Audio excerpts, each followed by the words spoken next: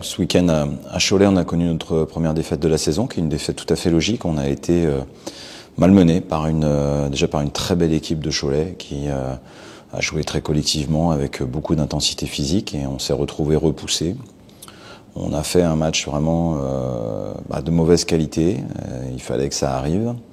Et maintenant, l'idée, c'est de rebondir après un match comme celui-ci, parce que il faut qu'on arrive à trouver des solutions collectives et puis aussi individuellement, évidemment, retrouver aussi une meilleure disposition, parce que sur ce match-là, on a quand même eu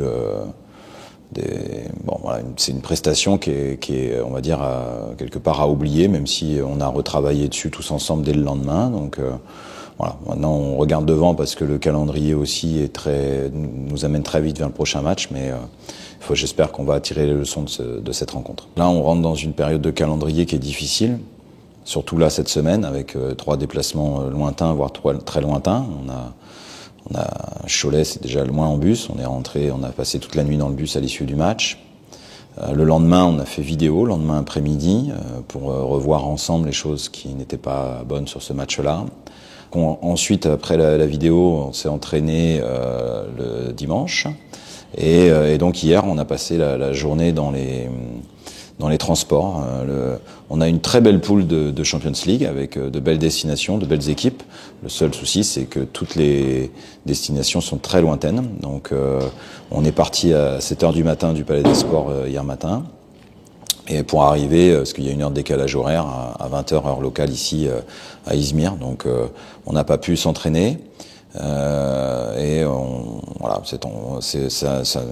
ça montre qu'il faut s'adapter, privilégier au maximum la récupération, le travail de vidéo, et puis là, ce matin, un petit shooting habituel, et puis ensuite une préparation normale pour un match qui se déroule à 19h30 heure locale. Ouais, Loïc n'est pas du déplacement, on est vraiment déçu parce que il s'est de nouveau blessé au mollet à Cholet, donc on est sur une rechute de sa blessure précédente, donc la durée d'indisponibilité reste à déterminer, mais elle sera certainement de plusieurs semaines. Donc c'est un coup dur pour nous parce que on a besoin de lui et bon voilà, c'est vraiment dommage. Donc j'espère on va d'abord lui souhaiter de prendre le temps de revenir, parce que sur la blessure musculaire il faut prendre son temps, et puis on espère le retrouver à 100% bientôt.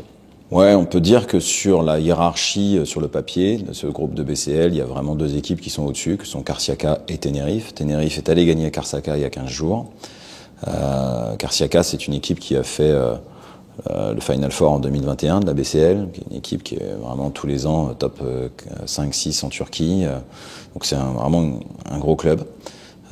Qui joue dans une belle salle avec une belle ambiance. Donc voilà, et c'est une équipe qui est construite autour de très très gros talents offensifs. McCollum sur le poste arrière qui a joué longtemps en Euroleague. James Webb le poste 4 qui était l'année dernière au Maccabi Tel Aviv aussi en Euroleague. Un joueur français au poste 5, Jerry Boutsielé, qui était à Monaco, à Cholet. Il y a vraiment des joueurs qui sont des joueurs de talent qu'il va falloir tenir au maximum.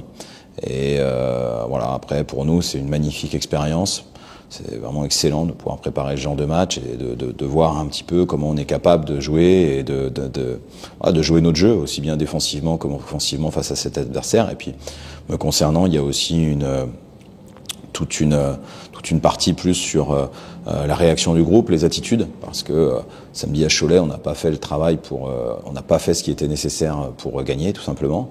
Et donc ce soir, au moins, même si quel que soit le score, au moins qu'on soit dans une attitude qui soit différente, qu'on montre un peu plus d'énergie, d'envie, d'agressivité, pour montrer ce qu'on est capable de faire. On n'a rien à perdre sur un match comme ça. Tous les matchs à l'extérieur en Coupe d'Europe sont difficiles.